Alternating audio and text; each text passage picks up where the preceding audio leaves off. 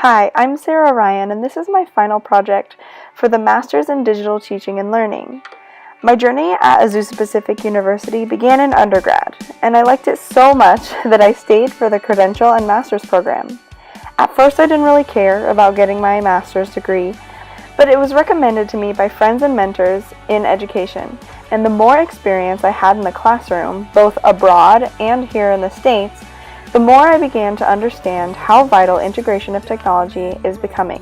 I started the program in February of 2015 and crammed all the classes into just 6 months.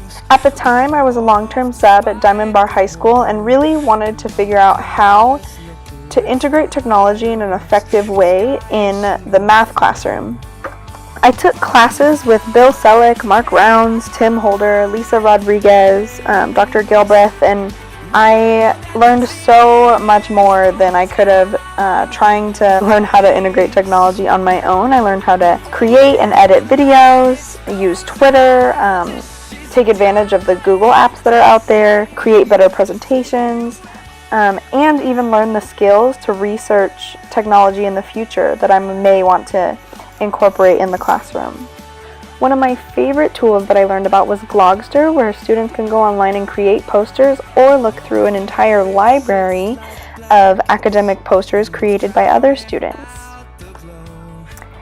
And I applied some of these tools that I've been learning about to my action research report, where I studied how to keep a budget for yourself. It's something I've never done before and really wanted to do, especially now that I'm transitioning out of the master's program and into a full-time job.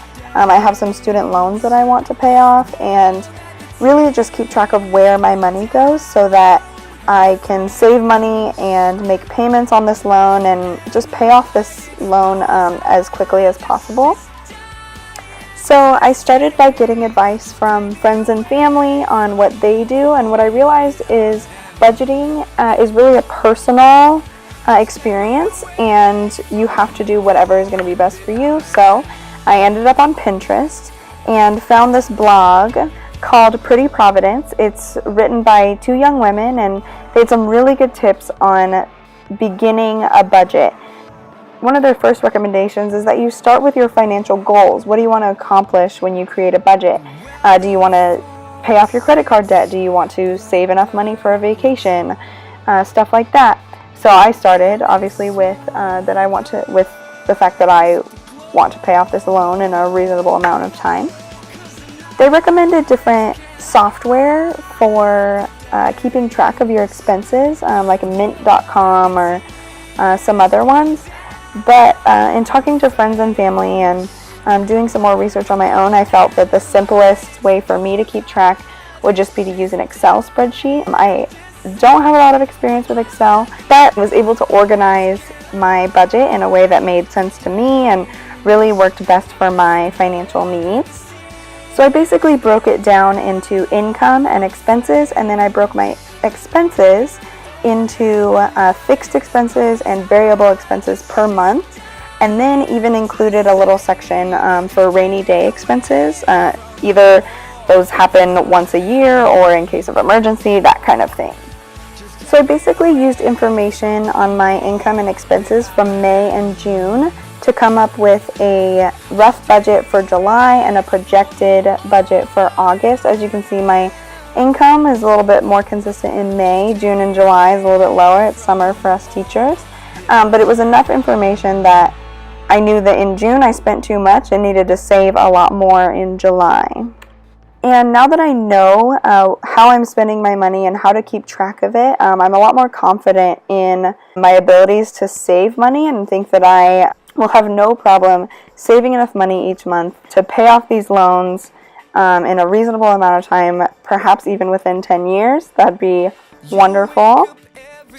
Now, the real culmination of everything that I've learned in this program is on display in a unit plan I designed for a high school math class.